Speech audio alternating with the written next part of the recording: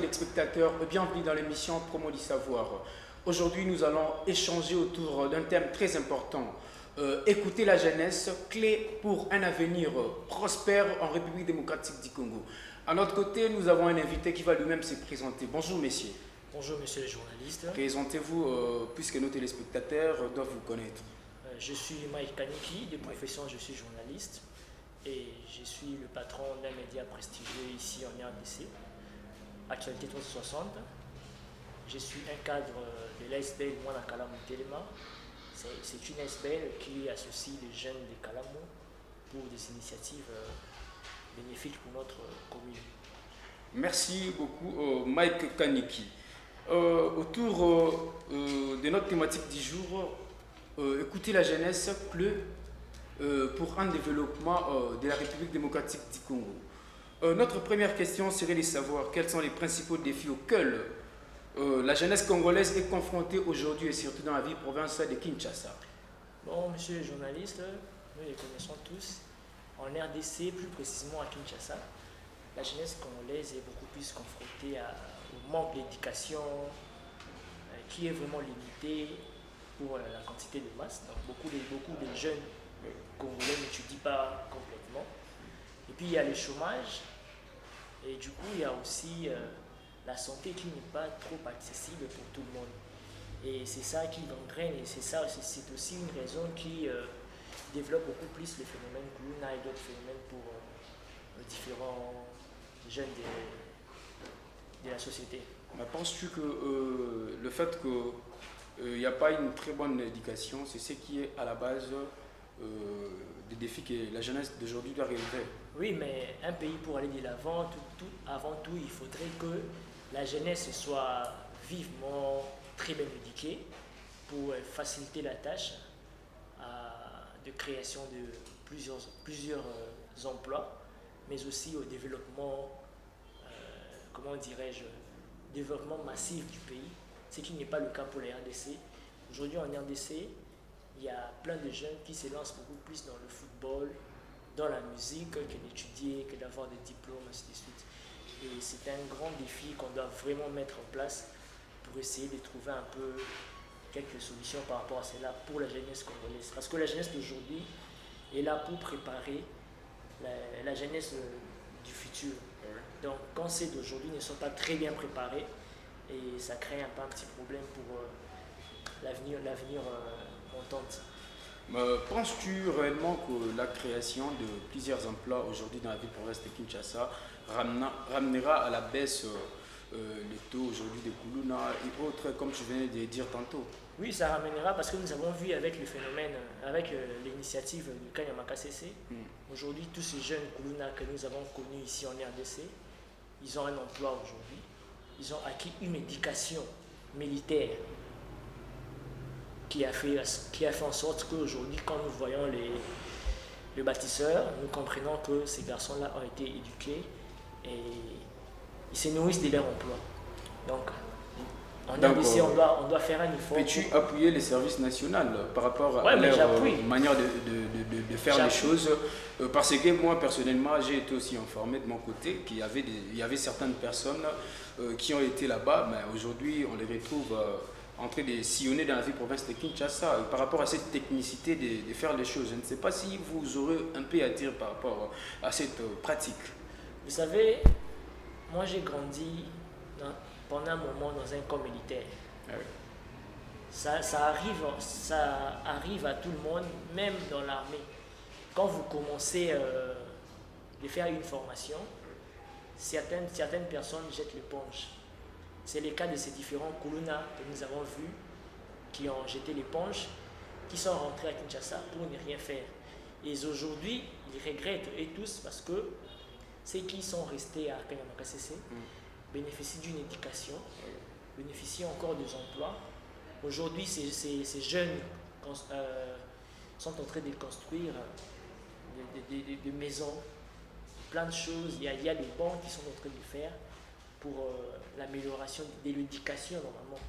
Donc ils construisent des écoles ainsi que des matériels didactiques aussi qui est concerné par rapport à l'éducation. J'ai aussi autrefois vu des personnes qui sont là-bas au service national en train de leur applaudir eux-mêmes. Pourquoi? Parce qu'ils ont appris certains domaines qu'ils ne savaient pas. Hein.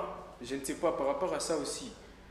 Il était Koulouna et après avoir été au service national, il a appris le métier peut-être que de la maçonnerie.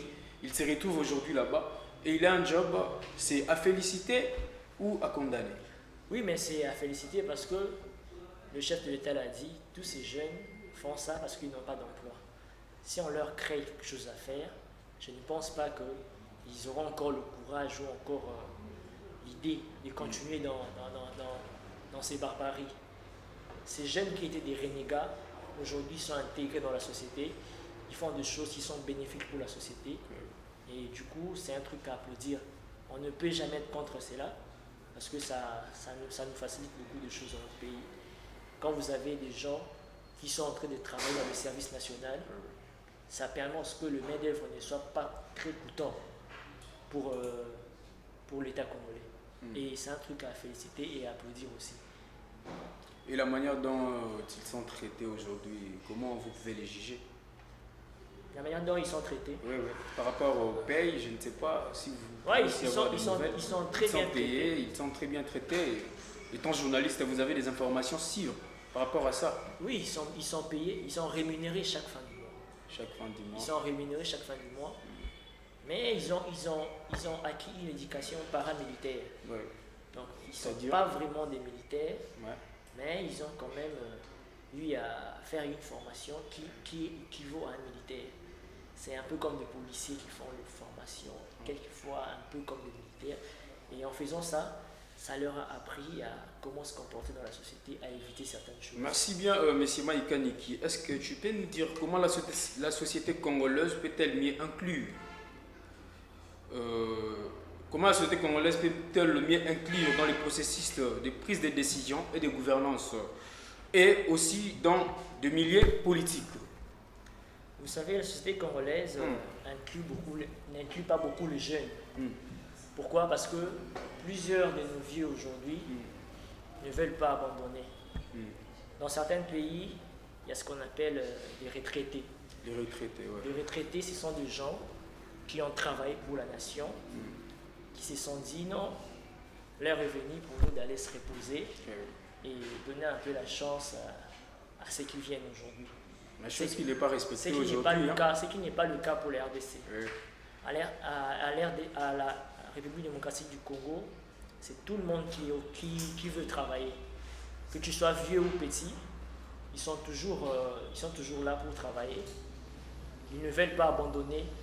Et c'est un grand défi qu'on doit vraiment combattre pour la participation. Le fait que ces vieux-là ne veulent pas abandonner, c'est-à-dire que nous jeunes, on n'a pas assez de place de travailler aujourd'hui dans des sociétés publiques. Oui, c'est un grand combat parce que la jeunesse aussi ne se laisse pas faire.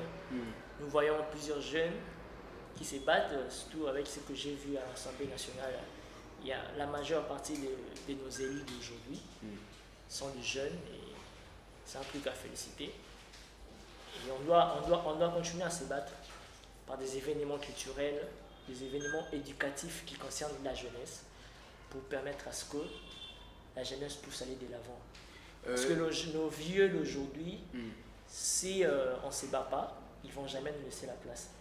Alors c'est un grand défi qu'on doit mettre sur place pour essayer un peu. Et comment la jeunesse d'aujourd'hui doivent faire pour essayer un peu de pallier à ces problèmes, par quels moyens leurs communications peuvent passer pour que l'État congolais puisse avoir au moins puisse être informé de ce que les jeunes portent en eux, hein? Je ne sais pas. Vous savez, monsieur le journaliste, quand vous avez un problème, pour trouver des solutions, il y a un atout simple qu'on peut utiliser, c'est le dialogue. Le dialogue. La chose qui n'est pas accordée aujourd'hui. Il serait mieux que les jeunes d'aujourd'hui dialogue avec le vieux, dialogue avec les expérimentés. Mais ce n'est pas respecté aujourd'hui. On ne nous donne pas accès de pouvoir échanger, dialoguer avec ces autorités qui nous gèrent. C'est ça le grand souci. Si le jeune s'est battu pour le dialogue, des conférences, des panels avec de vieux, des expérimentés, ça permettra à ce que la jeunesse congolaise puisse devenir forte comme la jeunesse de plusieurs autres pays. Et ça va aussi permettre aux jeunes d'exposer leur savoir-faire pour qu'en retour, l'État congolais sache que non, cette jeunesse a aussi un savoir-faire à contribuer au sein de la République démocratique du Congo.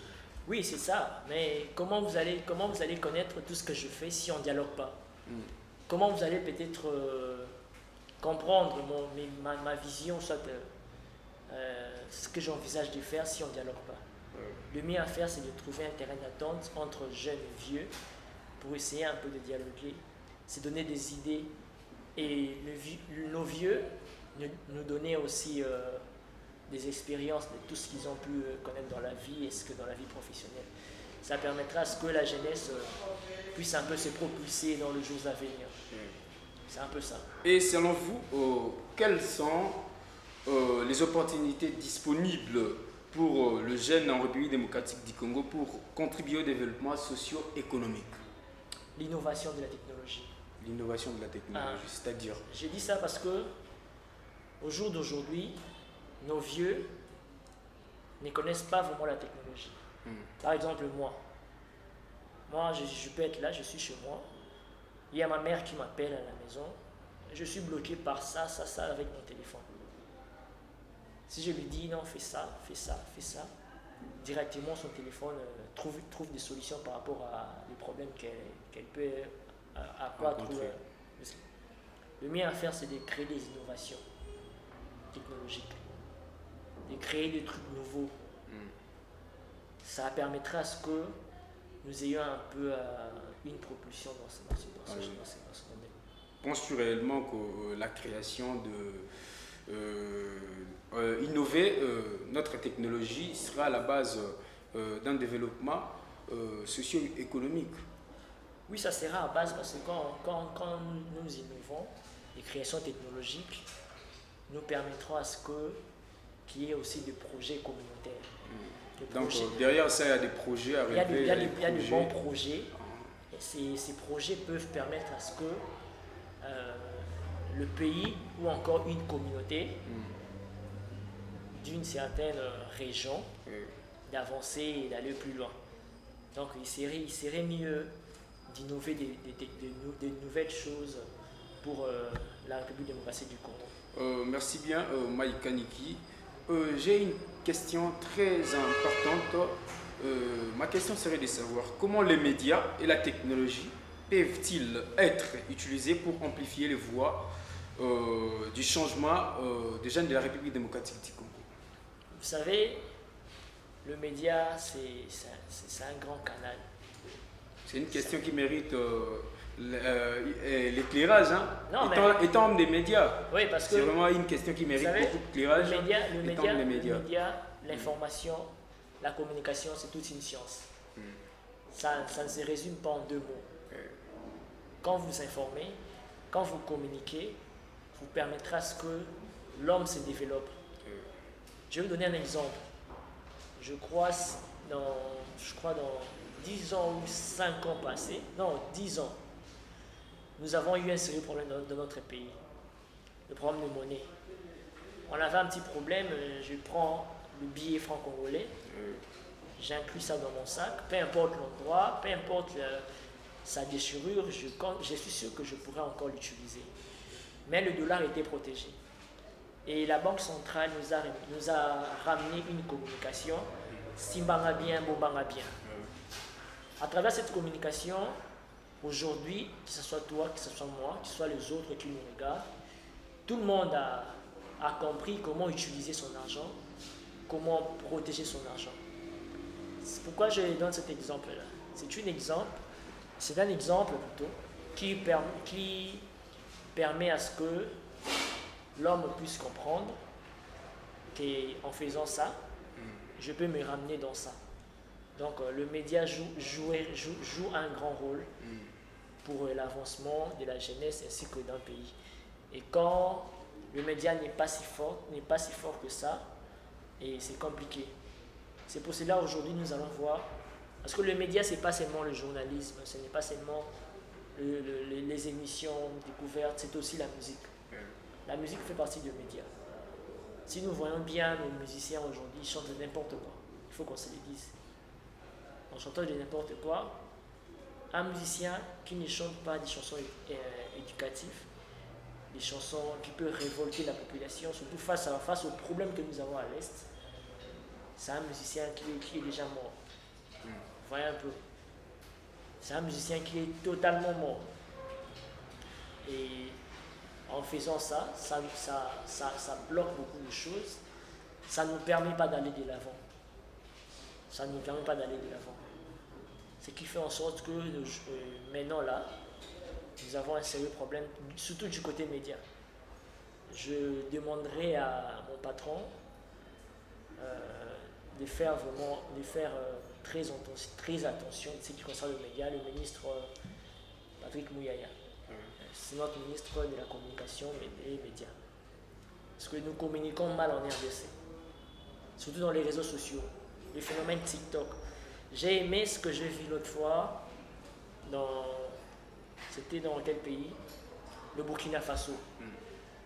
Le président burkinabé a interdit des bavures pour les influenceuses de TikTok. Et c'est un truc à féliciter et puis c'est une chose à copier. C'est une chose qu'on doit vraiment copier pour notre pays. Je l'ai même posté. Oui, mais sans ces genres de rigueur, c'est ce qui nous ramène à ce que nous vivons aujourd'hui. Vous pouvez vous imaginer, en RDC, j'ai comme l'impression que les valeurs n'ont plus de valeur et les anti-valeurs ont de la valeur. Comment ça? Expliquer. C'est ce qui se passe. En RDC, quand tu étudies beaucoup, tout le monde te prend pour rien. Mais quand tu n'étudies pas beaucoup, tu es dans le balivernes, tu es dans des bêtises, ainsi de suite. C'est là que je suis beaucoup plus considéré. Oui. C'est ce que nous vivons. Parce que vous voyez, votre émission, c'est une émission qui est vraiment lucrative pour plusieurs jeunes. Mais beaucoup de jeunes sont beaucoup plus intéressés dans des choses sans fondement, sans soubassement, on peut dire. Des émissions que vous regardez du début jusqu'à la fin, vous ne comprenez pas si on parle de quoi, on veut dire quoi, ou bien si on veut apporter quoi à la jeunesse. Et ce genre de choses-là n'est pas bon du tout pour le média. Je pense qu'on doit vraiment mettre trop de rigueur dans ce qui concerne le média, pour bien informer et bien communiquer, pour toujours propulser la jeunesse congolaise. Ouais, merci bien, M. Kaniki. Tu venais de dire tantôt que tu es communicateur au sein d'une association, Kalamu Telema. Je ne sais pas si j'ai bien compris. Moi, Kalamu Telema. J'aimerais aussi évoquer une question là-dessus, de savoir quelles sont vos initiatives par rapport à Mwana Kalamu Telema. Mwana Kalamu Telema, c'est une SPL qui concerne le jeune, ainsi que tout le monde qui est habitant de la commune de Kalamu. Ça concerne que les habitants de Kalamu? Oui, parce que c'est une association qui est beaucoup plus basée pour l'avancement et le développement de Kalamu. Dans Mwana Kalamu Telema, nous n'aimons pas de voir notre commune, comment dirais-je, pas évoluer. Pas évoluer, que ces rues soient délabrées, ainsi de suite. Souvent, nous faisons des actions aussi. Donc, c'est une manière d'éveiller votre commune. Oui, nous veillons chaque jour dans ce que nous faisons. Nous veillons vraiment dans ce que nous faisons. Parce qu'il y a eu une action que nous avons faite l'année passée. C'était vers Kimwenza Bongolo. Kimwenza, oui. La chaussée était vraiment en lambeaux. Et entre les habitants de Kalamu, nous avons cotisé et nous avons pu quand même faire quelque chose pour permettre à ce que, quand nous passons avec nos voitures, quand nous passons à pied, que nous ayons quand même une route à passer. Parce qu'on ne peut pas toujours attendre que... vous collaborez aussi avec le gouvernement? Non, nous collaborons avec personne. Vous collaborez avec personne? Non. Nous faisons ça encore de nos propres efforts.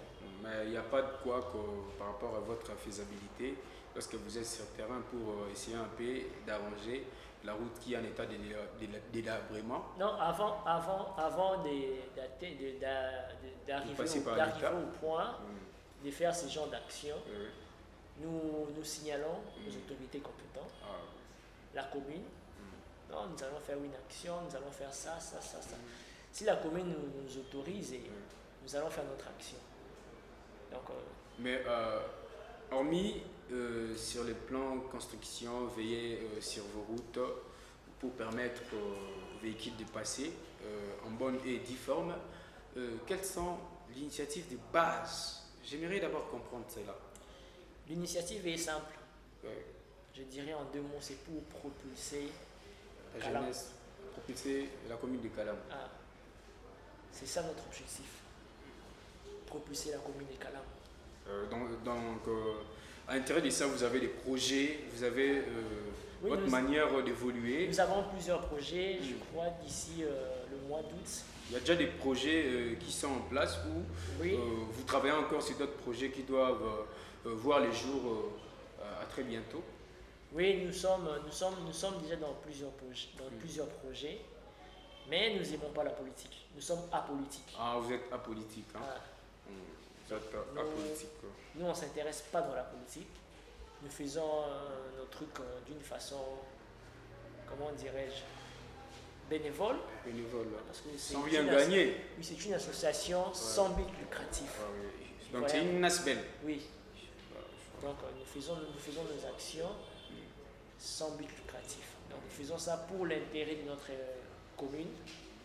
Et nous sommes parce que vous avez aussi l'idée, en bon jour, que cette initiative prenne le vol dans plusieurs communes de la ville-province de Kinshasa.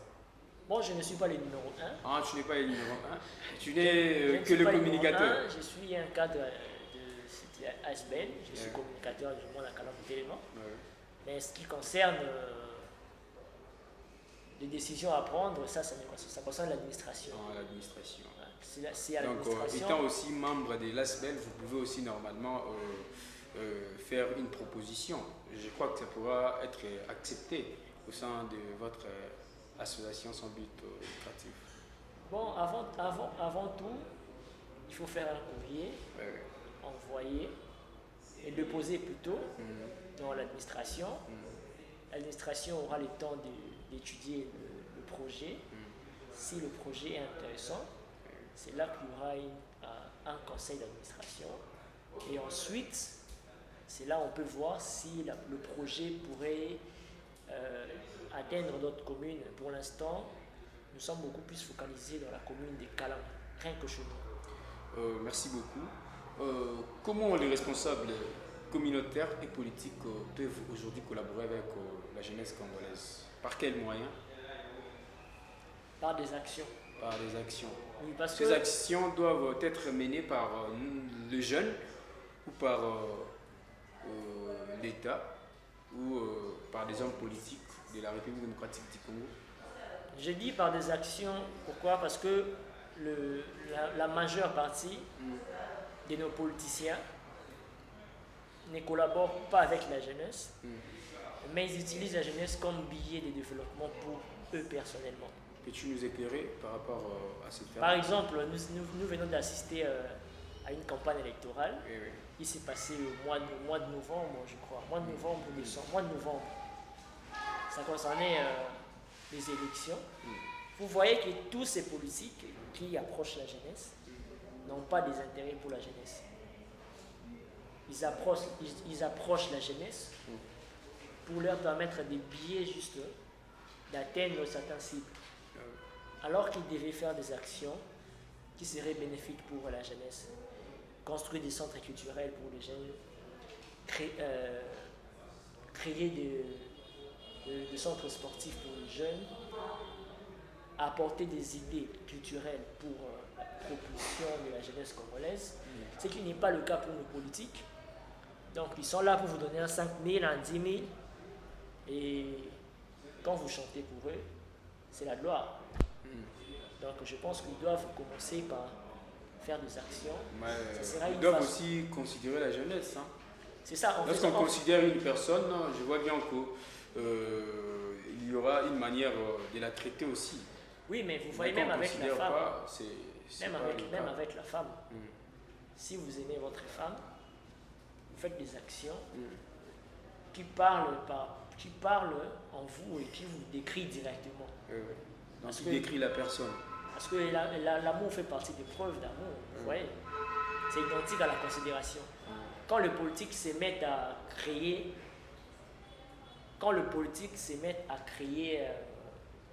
des initiatives qui concernent la jeunesse, des terrains de football, des centres sportifs, omnisports aussi s'il faut, des centres culturels, des événements culturels.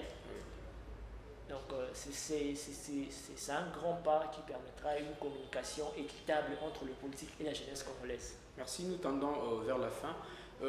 Si tu peux avoir à dire par rapport à notre culture, par rapport à l'évolution de notre culture, je ne sais pas si tu peux avoir à dire en un mot et puis nous allons chuter à la fin. Oui, mais je dirais ceci, je commencerai d'abord par... Il y a une évolution ou... Oui, il y a des évolutions. Déjà avec la DG qu'on a maintenant, Barbara Kanam, et le PCA, le musicien, comment il s'appelle Lesboula, je crois. Non. Didier Massela. Didier Massela, oui. Ces deux patriotes, ils font un grand travail pour la RDC. Je leur dis merci. Parce qu'aujourd'hui, de voir aussi la jeunesse congolaise s'est propulsée non seulement dans la musique, parce que la culture, ce n'est pas seulement la musique. La culture, c'est aussi la littéraire. C'est plein de choses. C'est plein de choses qui est beaucoup plus focalisé. Et puis la culture concerne beaucoup plus les jeunes. Et par rapport à la mode des jeunes d'aujourd'hui? Oui, je peux dire que la culture avance. La culture avance, ça a pris un peu un envol dans le développement. Je demanderais à tous qui gèrent, tous ces gens-là qui sont censés nous gérer pour la culture congolaise, de ne pas baisser les bras, de continuer à faire encore plus pour permettre à ce que cette culture aille de l'avant. Parce que la culture fait l'identité d'un peuple. Quand la culture est forte, le peuple est très fort. Alors je demanderai à tous ces gens-là qui nous gèrent d'aller au-delà, de s'efforcer à faire mieux que les autres qui les ont précédés. Donc c'est un peu ça. Merci bien, Mike Kaniki. C'est vraiment un honneur de te recevoir aujourd'hui sur ce plateau. Merci. Si vous avez rapidement des dédicaces à passer, soit des salutations, vous pouvez les faire rapidement parce que nous chutons déjà. Ouais, je passerai mes salutations à mes fans parce que j'ai un média en ligne. J'exerce en ligne. Je fais de presse écrite, je fais la presse écrite aussi, la presse papier. Et tous mes lecteurs, je vous salue de part. Et je salue toute ma famille et tous les gens qui me soutiennent aussi, donc je vous salue. Et je salue tous les membres de Moi la Calamité Téléma. Merci beaucoup. Nous sommes à la fin de l'émission Promo du Savoir. C'est un honneur de recevoir pour vous aujourd'hui Mike Kaniki. Nous avons aujourd'hui échangé autour des questions liées à la société et à la culture congolaise. Nous vous disons merci de nous suivre. N'oubliez pas de vous abonner sur la chaîne YouTube Impartial Télévision et à notre page Facebook Impartial Actu. Merci d'être scotché, de toujours nous suivre. Merci bien. Ce qui a fait en sorte qu'aujourd'hui, quand nous voyons les bâtisseurs, nous comprenons que ces personnes-là ont été éduquées et ils se nourrissent de leur emploi. Je peux me ramener dans ça. Donc le média joue un grand rôle pour l'avancement de la jeunesse ainsi que de notre pays. Et quand le média n'est pas si fort que ça, et c'est compliqué. C'est pour cela aujourd'hui nous allons voir, parce que le média c'est pas seulement le journalisme, c'est pas seulement